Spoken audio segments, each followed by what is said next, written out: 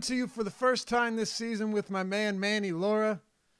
Hell, we just got done a weekend of Awesemo Radio on Sirius XM Fantasy. I'm Dave Lochran again, Manny Laura. Hey man, it's good to be back with you so soon. Yeah, right. Literally before I went to sleep, we were just talking on air, except through a different platform, right? On Radio Sirius. We kind of know how our nights went. We kind of know what we thought about the slate because we just did this, but now we're doing it for the Awesemo gang, so that's pretty cool, man. Yeah, absolutely. Glad to have all of you with us. What we're gonna do today, we're gonna do a heavy recap. Now we were going to look at some lineup study, but it's not out yet. I think, Manny, NFL takes longer for them to update at Fantasy Cruncher, right?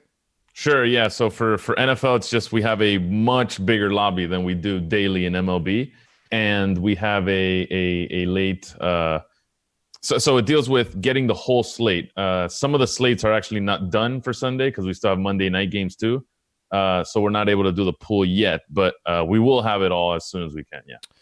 So we're gonna recap everything that we think is notable. And I'm not sure there was a wilder week one that we've seen in quite some time. For sure. It was out of control, the amount of big plays and big games from guys that we wouldn't have assumed to be big players heading into week one. Guys like John Ross. Deshaun Jackson is expected. He can do that. We know that that's possible, but a huge game from him. Marcus Brown. How many, as you said, it was the week of speed. Yeah. And it might be a trend going forward, right? So like for me, the big key was I have the whole play good players thing, right? But and it's funny because yesterday I got the tweets, well, John Ross isn't a good player. Michael Gallup isn't a good player. Hollywood Brown is a good player. Hollywood Brown, by the way, played, I think I saw it this morning via Twitter, played 14 snaps. Can you imagine having a game like that on 14 snaps?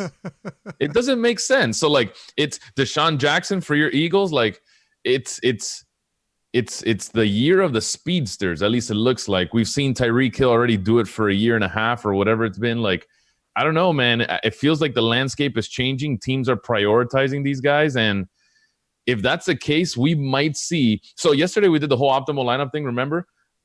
And we said on air, I don't think we'll ever see a 340-point optimal lineup. But I don't know, man. If these speedsters keep doing this, we can maybe get close. I don't know. Yeah, it's very possible. So let's let everyone know exactly. I'll tell everyone what the optimal DraftKings lineup was for the main slate yesterday. It scored 340 DraftKings points. The salary was 44,500, right?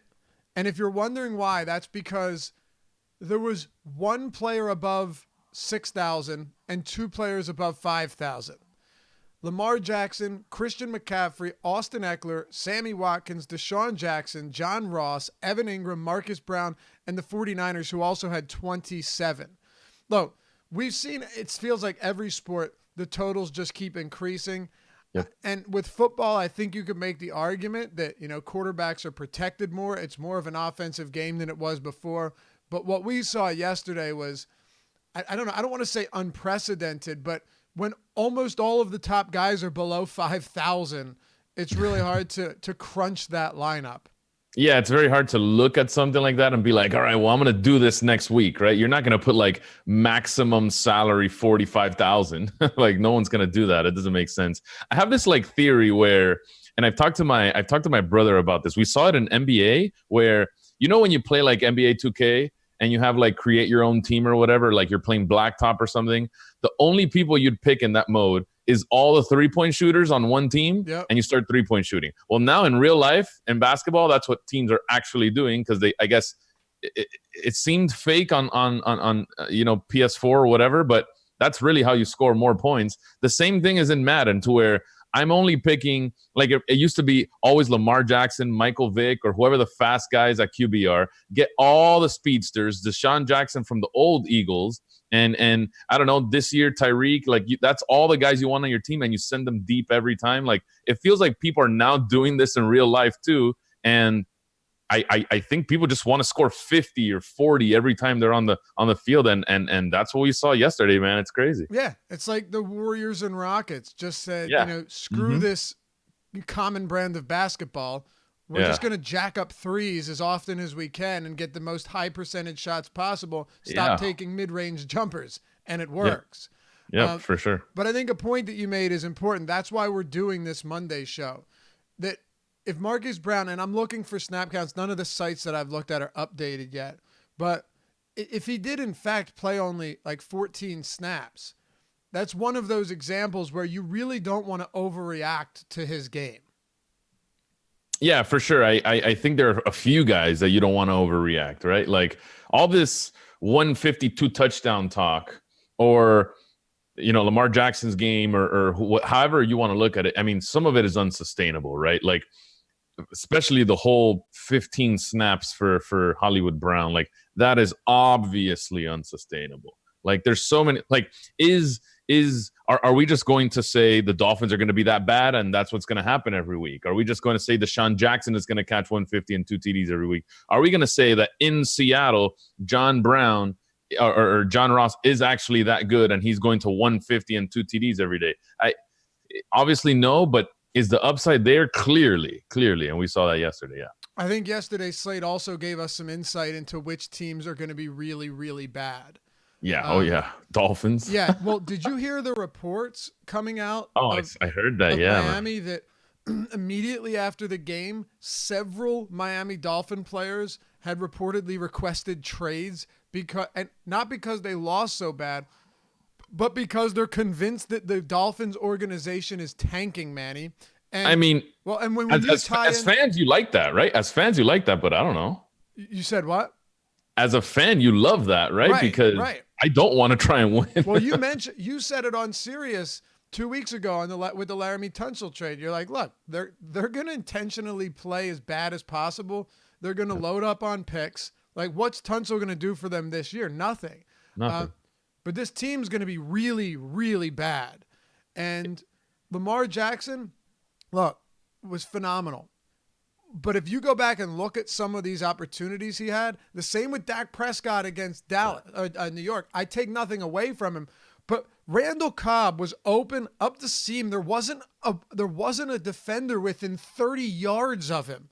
Like, these are the type of things you need to take note of going into the second week, because you can use last season's stats to some extent, but look, the eye test sometimes early on in football can tell you a lot. And the Dolphins and Giants defense looked miserably bad. Yeah, it was. There was no defense, which is funny. I remember seeing on the telecast after they scored their 5th touchdown or something, and the Dolphins are just not even playing defense today. Like, people were going untouched into the end zone in every touchdown, from the Mark Andrews late touchdown to very early Mark Ingram touchdown. Nobody was touched going into the end zone. Both Brown touchdowns deep, he was never touched going into the end zone. Like, man, that's brutal. And then we mentioned on Sirius yesterday, it gets even worse for the Dolphins. Week 2 against the Patriots and Antonio Brown's debut. I mean, what? I don't know, man. That's brutal, dude. Yeah. Another big story that affects everything going forward is Kirk Cousins attempted 10 passes yesterday. We heard that Zimmer wanted to run the ball more. I guess we all wondered how much this was going to be. Well, 10 passing attempts, Manny, for Kirk Cousins. And we listened to the audio of it. He said, he's like, oh, that's how the game goes. I'm willing to do whatever helps the team. He didn't sound especially pleased about that, though. No, I mean, no one that has top 5 pass attempts in 1 year comes out week 1, the opener, and throws 10 passes is going to be happy. I'm sorry. That doesn't fly. Anyway, they really didn't need it, right? Dalvin Cook was that good yesterday. So Dalvin Cook chalk yesterday. It was very hard to pass up, right? I came on the strategy show and said, listen, right now I'm trying my hardest, and all I could do is get Dalvin Cook down to 40%, at least in my lineups. It was so difficult. And even then, I felt a little uncomfortable because my lineups, you can tell I was trying to be different in those lineups. It came to Sunday and I was like, man, I can't. The lineups just look awful trying to get away from him. So I ended up leaving him in there. It was an obvious spot I felt for Dalvin. He looked pretty good. And you really didn't need to pass. I mean, they had control of that game since the very beginning. So whatever. Rinpack in Slack chat, premium Slack chat at Slack chat, I should say, at awesome.com says, Manny Laffy, I swapped off Eckler and Godwin to Carson and Kenny Golladay in the Millie Maker lineup that finished 26th. Oh, I mean, that wasn't a horrible swap. No, that didn't end up like Carson did well. Yeah, right? He said, cost me everything. Oh, listen, if it makes you feel any better, you can look at it this way. For all you know, the guy in 25th and 23rd and 15th and 2nd and 13th swapped off 2 players as well. You know what I mean? Yeah, for sure. Like, for all we know, they could have made swaps and adjustments that hurt them. But it's a solid finish, man. You beat out several 100,000 people, so you should be proud. I'll tell you what, my week went south early on. I was up like 15,000 in the slant. Real early, had this. I was 4 times the field on Sammy Watkins. I believe it was around that, feeling great, right? 23% or so Patrick Mahomes. Like, all right, here we go, man. A bunch of Mark Ingram. Like, okay, this is good. And then I realized that Tyreek Hill was my second highest owned. I had almost 30% Tyreek Hill, 25% Tyler Boyd, and upwards of 30% Adam Thielen. So my wide receiver core, the top of it at least, really hurt me yesterday, Manny.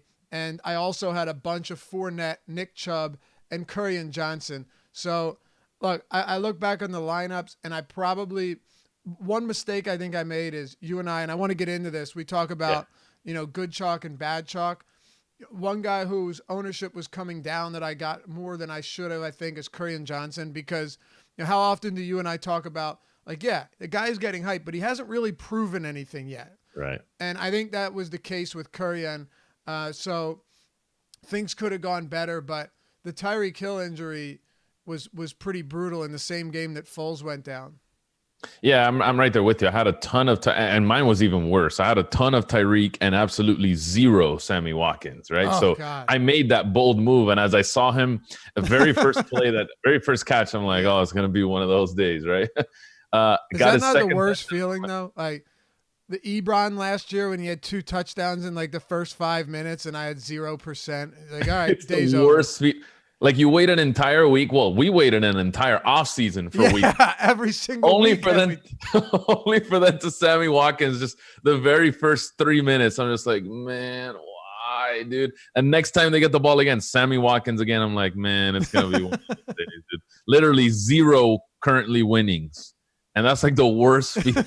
I was like, oh, man, whatever, dude. So I was right there with you. Fortunately, my night turned around somehow. In the 4 p.m. wave of games, right? I think had a ton of Phillip Rivers, so that helped me out. Had a ton of Eckler. Luckily, I had a couple lineups up there that got me, I think, top 100 in the Millie too. So I was able to salvage most of it. But man, it was brutal for a long time. Sammy Watkins hurt real bad, man. Yeah, it did for you. For me, the Tyreek Hill was yeah, Tyreek was my worst injury by far. I think the biggest ones that hurt me were, I was above the field a lot on Leonard Fournette. Okay, and the thing too is, it's like, if I could go back and do it again, the game script didn't even set up that badly for him. Right. But the Foles injury, I don't know how that would have affected it. Sure. I was under the field on D.D. Westbrook, and of course he got that pointless touchdown, but I don't think he had that great of a game.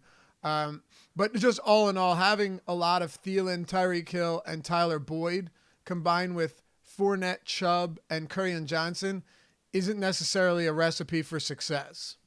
Yeah, by the way, the whole carry-on thing is interesting, right? Because we talked about it on Sirius. It's guys like this that we assume coming into the season are going to have a certain workload, right? Or a certain amount of volume, where the word assume should be highlighted, bold, underline, all caps, whatever you want, right? We assume, right? The same way we assumed on Thursday, David Montgomery. We assumed yesterday, Kerryon. We assumed yesterday Miles Sanders. It's a lot of assuming that we've been doing, even assuming on Gurley. Well, they say he's 100% back, right? They say everything is they say, and we think and we think. How can we make decisions off what we think and what we assume, right? We're setting ourselves up for disaster when it does come to Sundays and we don't see it play out, right? Because we are not the coaches. We are not in that coaching staff. I did not make the playbook. I do not have the rundown of what's going down today, right? So why am I going to assume Kerryon? And that's that Kerryon had a really good game script. They were winning that Arizona game. I know, and that's why I played entire it. Game.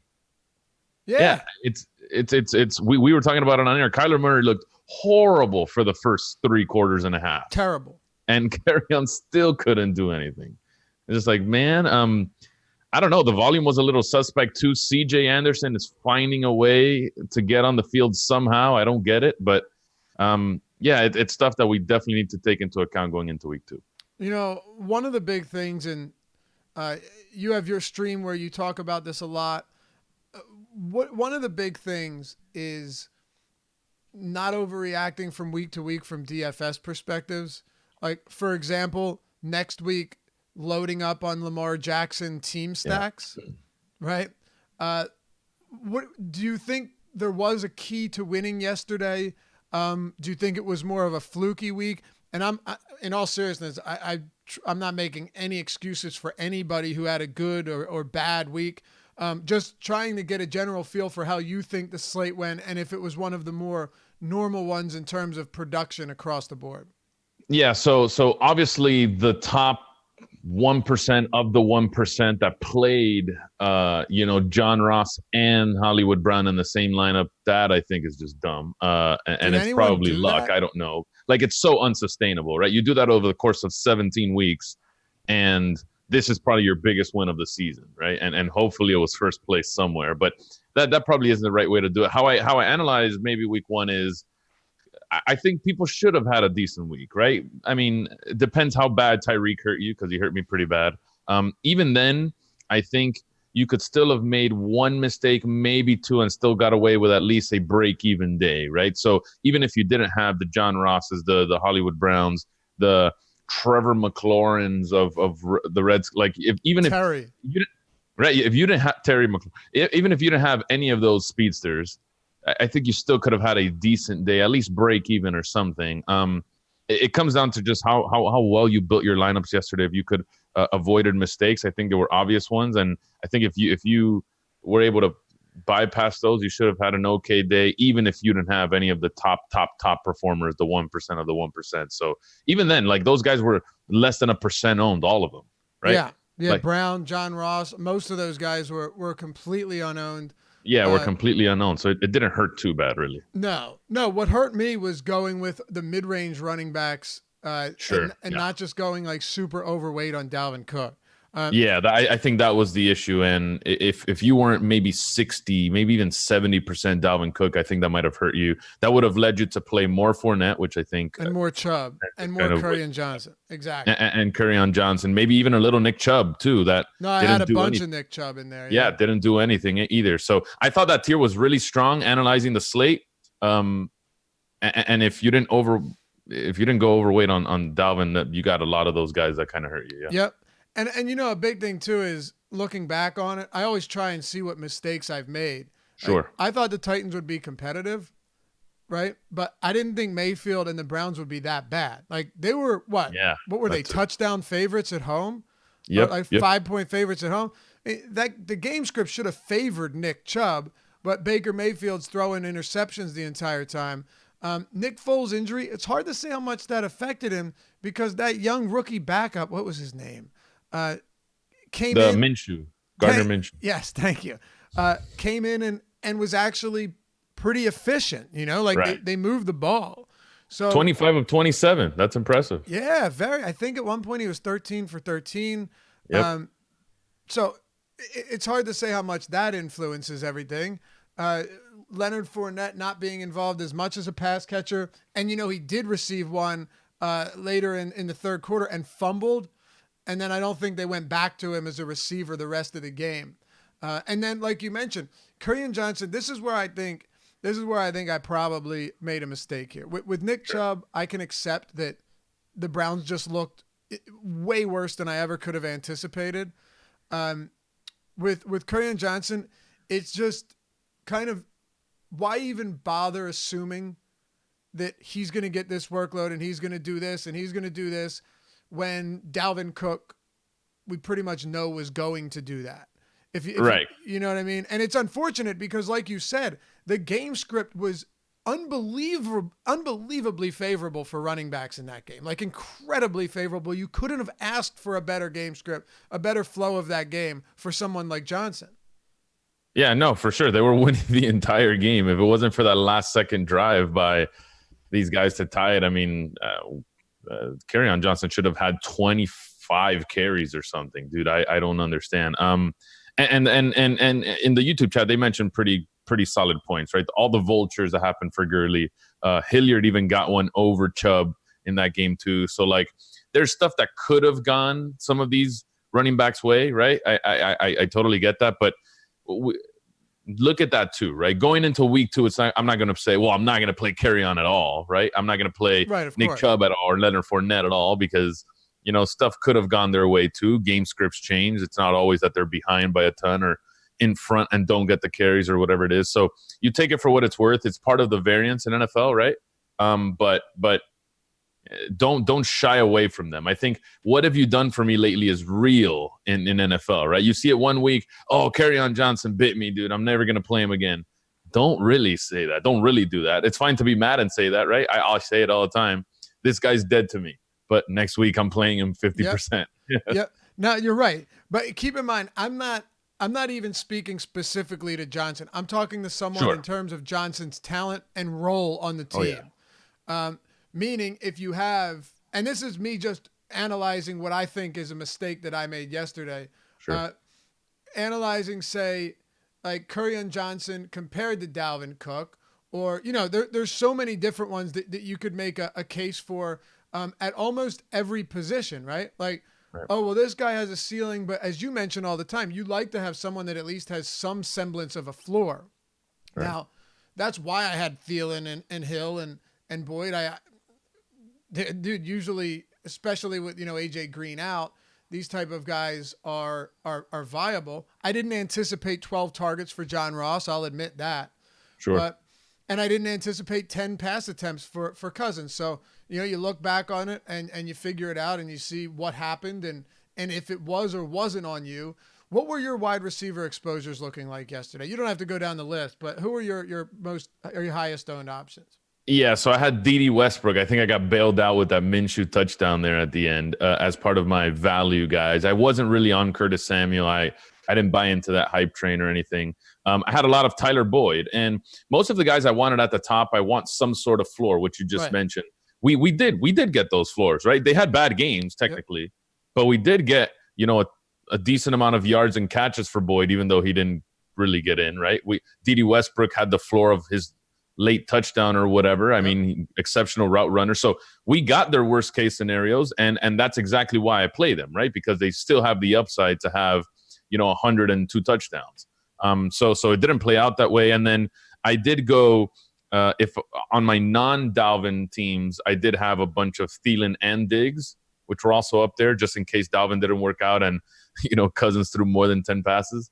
And then Julio and Calvin Ridley, because I thought they would be down a ton and they'd somehow make a run there at the end, but that never happened either. So Tyreek, my big case. So I wonder how I even landed somewhere near the top to kind of save everything when I just mentioned, you know, 5 or 6 of my top wide receivers and none of them did well. It was that kind of night or day. Right. Sorry. Yeah. So your top 5 were in no specific order. You had no specific order. It was D.D., Boyd, Thielen, Diggs, Julio. Oh, all right. Well, mine Nobody were did in no specific order. So this is interesting. Sure. I had like 17% DD. So I guess I was around matching the field, or sure. maybe he was higher, but Thielen, Hill, Boyd, Julio, Westbrook, and then Diggs. So right. and then some Lockett and Godwin, and then 15% 20% Watkins, I believe. But think about this. Like you just said, Thielen touchdown bailed him out. There's your floor. Sure. There's your floor. There's right. your floor, but no ceiling and like no upside in this specific game. Right. Tyreek Hill injury, Tyler Boyd, 11 targets. We'll take that all day. Yeah, for sure. Julio, man, touchdown bailed him out, but you don't bail out 8K with some garbage time touchdown. Of course. And then Dede. So I guess it's you look at them and you ask, how many of those do you regret? I think the one maybe I could look back on and say maybe I should have just gone differently is Julio. But even so, like Pro Football Focus had him with one of the best grades in this specific matchup. There were a lot of things that pointed towards it being a decent spot. What are your thoughts on those guys? Anyone you look back and say, maybe I should have gone elsewhere? No, and I think for the viewers, if you had something similar at the top, I think they were the right plays. I honestly think they were the right plays. I played those guys because they have a floor, like we mentioned, but they really all do have upside. And if you think about each one of those games, it's all right. Tyler Boyd didn't get there because John Ross had 12 targets and had 2 bombs that went in for scores. How often does that happen? Atlanta, in part of, if you're talking Julio, even Calvin Ridley, Atlanta was the last team to score in that wave of 1 p.m. game. Yep. That will never happen again. This team is one of the highest scoring teams in football every year. Yeah. They were blanked out. They had 0 points while every team playing already had points, including the Dolphins. I mean, it's some of those things just can't happen again. You know what I mean? So yeah. I don't know. The injury for Nick Foles, knowing that Dede Westbrook is by far his favorite target. You start questioning some of these things. Like, don't question going into week 2. Just the worst case scenario played out. And because we have the floor that we think of, we still were able to at least survive and get back some of these losses. At least for me, that's how it turned out. A good point made by someone in YouTube chat. Josh Them says, one problem I found was trying this. And by the way, you and I have talked about this extensively on Sirius. Yeah. At Awesemo Radio. By the way, Sirius 210 XM87. Manny and I are on Saturday, 5 to 7 p.m. Eastern, Sunday, 7 to 9. We do live action on those 4 p.m. games as they close out, which is a ton of fun. We had 2 overtime games just yesterday alone, and then recap the week with a fantasy spin. So check it out. Join us on the weekends. We'll be there every one of them. So he says, one problem I found was trying to steer away from the chalk in tournaments when on a full Sunday slate, chalk isn't even that chalky. And if you know guys like Dalvin or McCaffrey will outperform, use them. And I think what Josh is trying to say in a kind of roundabout way is, as you and I always like, good chalk and bad chalk. McCaffrey, you said yesterday, this guy is one of the few, maybe one of the only ones, I think Barkley too, running backs that can give you a 100-yard rushing and receiving game on the same night or in the same day. Good chalk and bad chalk, being able to differentiate between them is huge in getting away from popular plays in tournaments, or just being dumb with your contrarian moves and getting away from someone that it's never guaranteed, but is very likely to have a strong game. Yeah. So I think people that are transitioning from other sports and think that some of those same strategies apply can be wrong in NFL. Like we know that in basketball, yeah, it's always going to be the LeBron James of the world or whatever, but your number 2, your number 3, and your number 4 are still going to play 30 minutes and still are going to have ample opportunity. Where in NFL, like the 3rd and 4s just don't even get on the field, which is. And in baseball, you get your 4 plate appearances. And baseball, your 9th hitter is going to hit 4 times every single time. And each individual at bat is, it doesn't matter what people did ahead of you or before you, right? So like in NFL, it's not like that. Your 3rd string receiver is probably never going to see anything. Even sometimes your wide receiver 2s on some bad teams, the Dolphins, aren't going to see anything either. So to try and force yourself away from the wide receiver 1s, the tight end 1s, the RB 1s, just to be different, doesn't really make that much sense in NFL. I agree. And to piggyback off what he said, those guys are never chalk anyway. Like I think people are underestimating how many casuals play NFL DFS. And dude, they come from Wisconsin, and no matter what, they are going to play someone on Green Bay every single week. That's just how they are. No matter if Green Bay's on a bye week, they want Devontae Adams in their lineup. Like people are going to make dumb decisions, right? Don't take it for what it's worth. this is by far the most popular sport, and ownership matters. But in NFL, the ownership rarely gets to that level where you need to force a fade or anything. Yeah, I hear you, man. It's a very big factor in terms of trying to figure. And I don't think anyone like studies this stuff more than you. This is kind of where your bread is buttered, right? As one would say, it's your wheelhouse. It is. And I think it would be interesting to hear your process right now and if you want to tie it into yesterday's slate, that'd be awesome. Sure. Your process on how you go back and analyze your lineups. Like, let's say I'm sure you had some rough weeks last season, right? Sure. Mm-hmm. Okay. If you can remember one where it was just like your worst week, when you go back and analyze it, what are you analyzing to see whether it was you, to see if it was just fluky? I think generally speaking, you have a good idea of it, right? But I mean, really going back and seeing, are you comparing to other players? Are you seeing your exposures and looking through all of your lineups? And what are you doing to make sure that, maybe it wasn't on you? And if it was, how do you adjust it? Yeah, so I could give you a pretty decent example from yesterday, right? So yesterday I played both DraftKings and Fantasy Draft, right? They also had their millie or whatever. I made both sets of lineups, and I liked what I was getting on DK, but on Fantasy Draft specifically, I was getting way too much Winston, like an insane amount of Winston. And I'm like, well, something's wrong here. Like this doesn't make very much sense. And I remember from last season, anytime, and I have little rules of thumb that I abide by, right? Like last year, anytime I get 60, 70, 80% of a quarterback specifically, I did something wrong, right? So when I go back and analyze some of these slates, I go, why did I have this? Why did this pop up? So my issue yesterday was I create groups when I stack, right? And I stack, or I try to game stack in every lineup that I can. Yesterday, I was getting a ton of Winston because OJ Howard was in my group initially, right? And when these are kind of the little exercises I do. So I made one normal, how I would make it, which would have been with OJ Howard in there. Now, if I took OJ Howard out, my Winston exposure all of a sudden goes down by like 50%, something exaggerated. To me, that tells me OJ Howard is the problem. So I analyze OJ Howard and I see that he's almost free, and it's only giving me that much Winston because OJ Howard is making the optimizer. All right, well, there's the stack, and I could just fill in all the top players around them, and there's your highest projected lineup, right? Did you have it to pair? Did you have it to pair more than one with your quarterback, no matter what? Is that why? Correct. So yeah. I tried to pair two with Winston, and it was always pairing OJ Howard. Same thing with Phillip Rivers. Like if you had Hunter Henry with him there, Hunter Henry was free pretty much across the entire industry. So you're going to get not only a little more of Phillip Rivers, but a little more of Hunter Henry than you should have.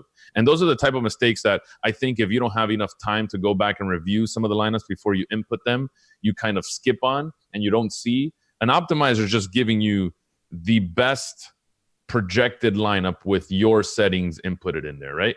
If you have some things that are skewing the ownership or skewing your lineups, it could be detrimental every week. And last week, all I will do now, I haven't reviewed yet, but all I will do now when I go and review is, all right, where did I mess up creating these stacks? Not so much where did I mess up ownership wise, is where did I mess up roster construction wise? And that's what I try to get better at every week. I encourage everyone to do that. For sure. And it's a very easy mistake to make. Like with groups, I've noticed you're a Fantasy Cruncher guy. You're with them over at Fantasy Cruncher. Yeah. And we do have the Fantasy Cruncher add-on at awesomemode.com. Use the sign-up code a strategy, NFL strategy. It's right at the bottom. All one word. Get 50% off your first month when you sign up. We had the Fantasy Cruncher add-on, the ownership projections, player projections. Alex Baker developed all of these tools. Awesemo himself, he uses them every day. He even made a top stacks tool for football, which I'm really excited to dive into. So use the code NFL Strategy when you sign up and check all of that out. Awesemo.com/join. And Manny, we do a lot of stuff together with you guys in Cruncher, and a lot of good stuff going on right now for sure. Yeah, man. If you're into the whole just trying to review and get better as a player, right? I think FC does a good job of giving you tools that'll be able to do that. If you want to analyze your lineups in a third person, really in a big overview way, analyze what you did right, wrong, maybe study other players that you think are much better, and you want to learn from them. Like, the possibilities are endless, and we try to give that not just at FC, but now in the partnership with you guys, so everyone here at Awesemo can have that chance. And if you enjoy the show, hit us with a thumbs up. Show us some love with that like button. It helps us out a ton. It helps support Awesemo and all of us, and we love you for it. Subscribe, hit the notification bell as well, so you always know when new content's dropping. But yeah, with one of the groups yesterday, I went to adjust a group, and I think you have to uncheck and then check save again, right? To make sure after you've already created that group, if you want to make changes to it, maybe you have a hack there. But I think you have to check it or uncheck and check it. So if you were to refresh or come back to it, it would actually save it as that. Yeah, because that box works like a save now button, right, or whatever. Right, so but if you've already saved it, and then say you want to add a player or remove, uncheck it, check it again. So I forgot to do it on when I came back to it, and I'm like, why is this going wild? Yeah. And what it is I had changed one accidentally to, I think, at least one, and instead of at least two. And I learned this from you that if you have all of your groups at least two and one of them at least one, the optimizer is just looking for the highest projected scores. So it's going to give you a ton of whatever that group is. And it skews everything. So right. So I hate when, I don't hate, but it's funny when people say, FC gave me this player too much. Well, FC didn't give you anything. It's just calculating what's on your table, right? And if you do that, say that every single quarterback has to have at least two players played with them, but you have the random Josh Allen because there's no one on the Bills you like with, all right, you only have to play one with this guy. The optimizer is just trying to make the highest projected lineup. So it's going to pick the one that at least has to stack with and then fill it up with, all the CMCs, Saquons, Julios, whatever, because it has more chances to do that. At the end, that's going to be the highest projected lineup. So it's going to use Josh Allen's one, two-player stack or whatever it is, way more than it'll use everyone else's three-player stack, only because it's going to give you higher projected lineup. So yeah, just things like that we go over all the time, and it's obviously not common, right? It's not common to the casual using FC for the first time. Even guys that have used FC for 5 months or have played a couple years of NFL, it's still hard to understand really how an optimizer works, or even think of it that way. You just think you're going in to make stacks, right? I'm going to make some stacks and I'm going to just hit crunch and it's going to pop. It's going to take my projections into account and make whatever. But understanding really how it works at the core is also really important. Yeah, absolutely. Right. And why you're getting those results. Sure. Of course. Yeah. I think there's this misconception of someone that jumps on there for the first time. They think it has like a mind of its own. You know what I mean? Yeah. Like it has emotion. I feel like giving Laffy more Tyreek. I feel like giving him more Tyreek Hill today. Right. It's only making those lineups because of what you've given it. Of course. Yeah. And projections, settings, everything. And you can manipulate that. Look, it's taken. I love with baseball. I like MME is fine. And it's necessary. Like you have to do it. But I don't enjoy it as much as I enjoy it with football. Is it the whole you get it one time a week thing? Maybe, I don't know. What do you mean? Like NFL, absolutely. We only play some. Yeah, it's a novelty, man. That's what's so great about it. That's why it would suck if they had football on like Wednesdays and Tuesdays too. Like it's a novelty. There's only 17 weeks. You only have so much time to actually be good at it and have a good week. Or like if you have one huge week in football, the prize pools are so big that it'll cover all your losses. No, most of them. But it's tough, man. You have that bad week, and then all you can do is think about that leading up to the next week, right? Like, yeah, no, it's you have a losing week, and it's like, man, I suck, dude. I should have, woulda, coulda for like 5 days until next Sunday comes. And if you have 2 bad weeks in a row, God bless you, dude. I mean, yeah, right. You'll be there tilting. Yo, I need to quit. I'm not gonna play. I mean, dude, I immediately yesterday went back to look at my crunches, to look at, I love it, dude. I love it. Yeah. Tell me it's not fun, right? No, it's not. But look, I'll give you another reason. George Kittle was one of my highest owned tight ends. He had 2 touchdowns called back on the same drive. This is the things that will eat you alive during the week, dude. Like, these are the things like, yo, if Kittle caught at least one of them. It's, Yeah, I know it sounds like I'm making excuses. I'm truly not. no. It's true. I was there with you. Yeah, I'm just tilting. That's all. For sure. I just get pissed. Yeah, but like, there's nothing. Those wild things can change the direction of your entire week. You had a nice lineup on fantasy draft, and I think you came in 6th in the big one. Yeah, chasing Adam. Chasing Adam. He had, I think, 3 points more than I did. So we were on air when this was happening, right? Yeah. I had no idea how this was shaping. To be honest, I even forgot about Somebody this. DM'd you, right? Well, yeah. So a few guys DM me, and then in the Discord server we have over at FC, a few guys messaged me, "Oh, who's your last player? Who's your last player?" I'm like, "Yo, I'm not even close to winning. What are you guys talking about?" I checked fantasy draft, and there I am sitting in 20th with Juju going into the last game. I'm like, "Yo, this is serious." So I needed 29 to win overall. I needed a big game from Juju, but top 3, I needed. Dude, like 15, not even like 14 or so. I don't know what I needed.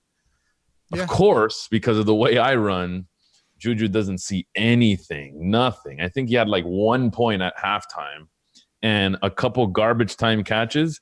We get to the 2-minute drill, literally 0 defense. First pass goes to Juju, injured for the rest of the 2-minute drill.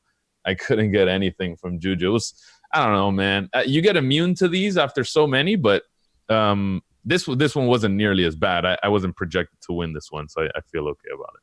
Yeah, well, it was a solid lineup and a nice job. So, congrats on that, man. You'll get a big one this season. You want to hear about some run bad? It's completely off topic, but sure. I play in a pretty decent sized money dynasty league. Okay. My bench had 205 points yesterday.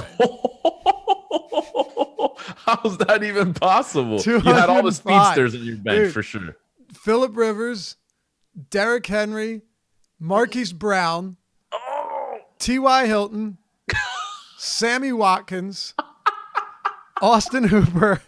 No way, dude. Yeah. Dude, that's the one thing that sucks about having a good team, because it's so easy to bench the wrong guy. Oh yeah, I had so in my highest league too. I had Marquise Brown as well, and you see those. Well, listen, I mean, okay, so you were never gonna start him, honestly, right? You were never gonna start him. Of course not. But and like again, Sammy, doing that on 15 snaps is impossible. The Sammy Watkins thing, I know you're a big Sammy Watkins guy, and he looked phenomenal yesterday. He looked so good, dude. But I think Tyreek also helped him, right? I think Tyreek being out, you never know if that second half continues the way it continued for him. He had almost 200 yards. Yeah. It's funny. I drafted Watkins. Our startup was a few years ago. So I drafted Watkins when he was on the Bills. And then a week after the draft, he got traded to the Rams. And then he went to Kansas City. But you know what? It was tough. I had Keenan Allen and Amari Cooper. They both had great games. Sure. And then the other one was DJ Moore. So who do I play DJ Moore over? I did play him over Watkins, but it is what it is, man. Yeah. It's just, one of those weeks where like 205 points to the bench is pretty remarkable. Dude, 205 points in a DFS contest would have won you a lot of money. Dude, like, not just in a season-long bench. That's crazy. I know, man. Hey, Yahoo Daily Fantasy Sports sponsors the Strategy Show, by the way. Some huge contests over there every single week for the NFL season. Still running MLB contests as well. And if you want to, you can sign up through us, get up to $30 in Yahoo Sports rewards points that are as good as cash and can be used on the site to play and win real money. Just go to awesemo.com, click on the MLB tab. The Spotlight Hitters article is totally free, and the link is right at the top of the article.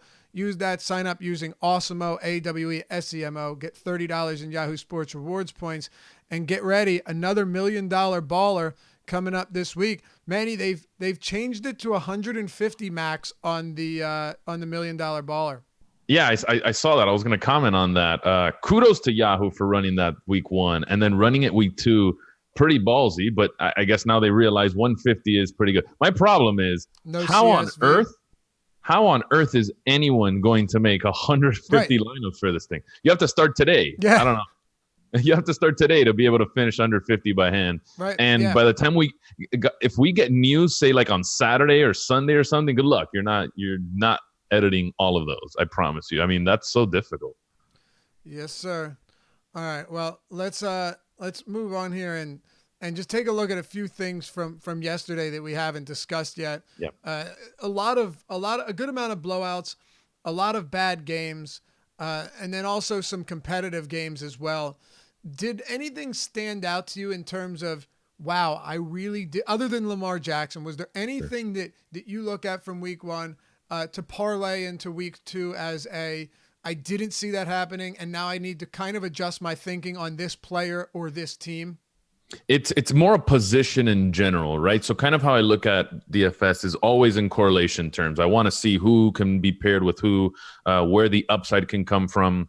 And all I'm seeing is the more we talk about running backs and the uncertainty of some running backs in the NFL, it's what do we do with them in DFS, right? It's who do we include in stacks? Who do we not include in stacks? And the more I look over that, which for me is super key, is, man, there's very little RBs in this league that catch significant amount of passes, right? Like outside of CMC and Eckler yesterday, who did solid work in the passing game? And you mean 3 down backs, not just 3rd down receivers. You mean guys sure. that are well, you could argue James White, right? You could argue James White yesterday had pretty decent numbers through the air, but like outside of those three, no one, dude, absolutely no one does work in at least from the backfield in the passing game. It's so tough. So that whole notion of getting those RBs that catch passes, like, well, I mean, who really caught? And I don't count Derrick Henry's 1 catch for 75. That was hilarious, though, dude.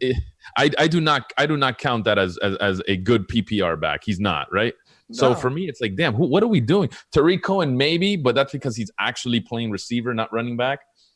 There's very little of these guys, and going into week 2, I think that'll be a little more evident in my lineups to where I got to tone down these running backs. Assuming they catch a bunch of passes, they really don't. And we saw that yesterday. So can I tell you what stood out to me as a highly alarming development? Yeah. Dante Pettis played 2 snaps. What? The entire game. You see what I mean? We talked about this specific example yesterday, right? We talked. Someone mentioned Marquise Goodwin, a caller on Sirius, and I'm like, yo, listen, honestly, I don't know if he's the number 1 or not even number 3. I don't even know if he's the number 5. Right. Like it could be Pettis, it could be Deebo Samuel, it could be whoever. Deebo Samuel also fumbled yesterday. Like that is a disaster of a receiving core outside of Kittle. You don't know who's number 1, you don't know who's number 5, and it's crazy. And dude, Pettis, I think everyone had Pettis to be the number 1 there, even with the insecurity, even with the uncertainty. Dude, 2 snaps? I know. Brother. It is as alarming as it gets. Not only that, my God, you take a look at this team in general, and there were so many things that stood out to me as concerning. First of all, this game was a dumpster fire on so many different levels. Right? 4 touchdowns. Who was worse, the Niners receiving core or the Tampa receiving core? I know. I mean, Winston and Garoppolo looked awful, man. Holy, man. Awful. What was it? Richard Sherman hasn't. What was the interception? Yeah, he didn't have an interception the entire season last season, and he had one today in his first game. Happened to come against Jameis Winston again. Yeah, I mean, God, it was. Breida had 15 carries for 37 yards, was targeted once, didn't catch it. Raheem Mostert had 9 for 40 and caught 1 pass. Tevin Coleman now has a sprained ankle, confirmed. So it's likely that he's going to miss time. How do we treat this San Francisco team? We're not getting into week 2, but they play Cincinnati in week 2. And, it looked like not an even split, but it sure doesn't seem Breida would have this backfield to himself, even with Tevin Coleman out. What a mess has been made of for fantasy purposes in San Francisco right now. Yeah, and just knowing how Shanahan does things, he loves using, as many running backs as possible. It looks like he's trying to use as many players, period, as possible, right? When Richie James had a catch, Kendrick Bourne had a catch. Marquise Goodwin, Dante Pettis, Mostert out of the backfield had a catch. Tevin Coleman, while he was in there, had 2. Deebo Samuel 3. And then George Kittle's like the only guy we can trust here. But that's 7 different receivers caught a pass. And then if you discount Garoppolo, all 3 guys had, decent workloads in the running game, outside of the Coleman injury. Like, there's no one you could even trust here. Like, who are you stacking number 1? How are you projecting volume number 2? And even if you could successfully, like, none of these guys are even have the upside to give you good games. Like, it's just Kittle or nothing for probably the entire season for the Niners. One of your mottos is, play good players, right? Right. There's no good players here. That's what I was going to ask. And people might look at you and be like, well, of course you do. But I mean, that's not necessarily, a lot of times people will, to be different or for one reason or another, try to play players that really aren't good, but, might be in a decent spot. Is there anyone here outside of Kittle, like you just said, where you can, like, what about Breida? Is there anyone where you say, you know what, they're good enough in a good enough spot for me to just pull the trigger? You'd think it'd be Breida here now that the whole Tevin Coleman thing, but even if, man, like, that guy's made out of paper too. He didn't get that much volume because he was injured for a portion of yesterday's game. And every time I think I've played Breida the last season and a half, again, injured every single game, never fails. So it's man, outside of Kittle, no. I think Mostert we saw yesterday is going to see some sort of work. And if that's the case, man, it's not even like they have upside anyway. Like, I'm not dying to play these guys, right? Like, these guys might lose, the majority of their games. So I'm not even, it's not like I'm missing out. Trust me, there are way better running backs in this league. Nah, if it's not Kittle, I'm not going in. What do you make of Jameis Winston? I mean, there was so much hype around this team, Bruce Arians and downfield attack and all of these phenomenal pass catchers, which, look, I don't disagree with it, but I mean, could you have had a more deflating and disappointing start to the season? If every year this is Jameis Winston's season. This is it. Well, he opened it with going 20 for 36 with 194 yards, 3 interceptions to 1 touchdown. I honestly don't know if I could envision a worse week 1 start with Bruce Arians at the helm and for Jameis Winston than we saw yesterday. Yeah, so much for being an offensive genius, bro. Not even a genius can fix Jameis Winston. I mean, no, honestly, like, Jameis just sucks, man. Can we just admit, like, I think if he played in any other division, we would not have the projection we have for him this season, right? Because it is a shootout division. Yeah, you're probably right. Whether he plays Carolina, the Falcons, or the Saints in that dome, it's a shootout division. So he's by default going to have a ton of points. All those teams love to run up the score. If he played in the AFC East with the Bills, the Jets, and the Patriots, there's no way we'd have this projection for him. No way. And it's just another classic case of Jameis Winston, man. I feel like he's always in good spots. We draft him in the 10th, 11th round because nobody wants him. So we're all in love with him. Chris Godwin is this insane talent. He is going to be the next, big thing in DFS, even though Mike Evans is still there. I like, it's just like, what? Why do we keep going back to this team? It just sucks us in every single time. And yesterday it bit us big time, dude. The Niners were the winning defense on every side. They destroyed every other defense. It wasn't even close. Incredible. So week 1 is almost in the books. We've got 2 games coming up tonight, which is pretty exciting. Some monster contests across the industry. And live before lock with Nolan Kelly and EMAC, our boy Eric McPherson, they're going to take you up to 8:20. Actually, no, I think it's a 7:10 or 7:20 lock. Yeah, because there's back-to-back games. So, yeah, there's 2 games. Mm-hmm. Yeah, there's 2 games, and I think it's 7:10 is the start time. Yeah, the West Coast game is the second one. Mm-hmm. Right. 10:20 is the second one. So be careful with that. Get in this contest and check out Live Before Lock with Nolan and EMAC. So what I wanted to ask you before we close it out is with this week almost in the books and another one approaching, what do you do to identify good and bad chalk from week to week and say, I'm willing to go above the field or match the field here, or I really have no interest. What is your way to identify good and bad chalk? I think it's a really important question that could, help anyone watching that wants to crunch lineups or just wants to, be different in the 3-max without being stupid.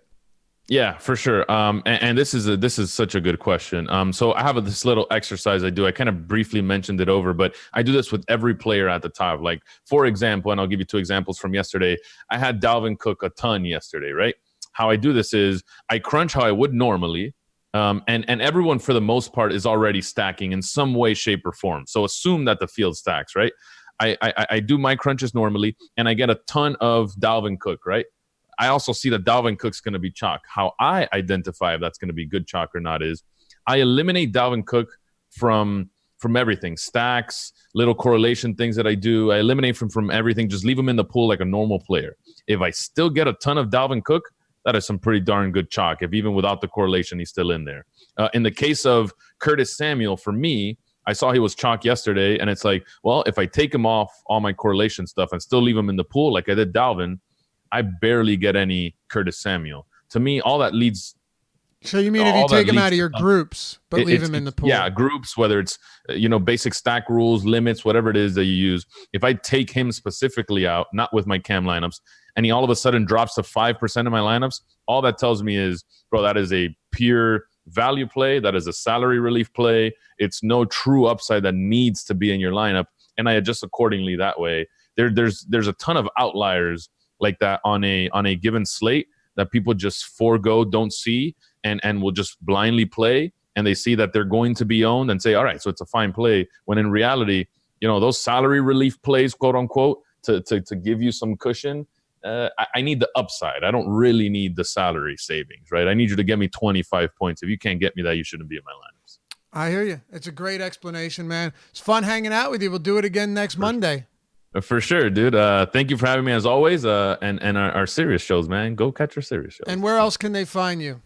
Yeah, twitch.tv/mlore. I'm going to go there right now. I only talk strategy. I'm not there to give you plays. So if you want to make better lineups, cool stuff, and analyze your lineups, get better, I think that's the place to be. Everything else will be on fantasycruncher.com. We're your partner.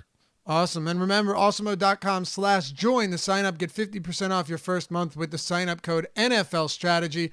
Hit that thumbs up. Show us some love if you like the show and want to help support us over at awesemo.com. Follow Manny at MLaura, myself at Laffy_D. Strategy Show will be back with you tomorrow, 11 a.m. Eastern. Manny and I will be back with you next Monday. It's been fun, man. We will talk to you guys soon. Good luck tonight.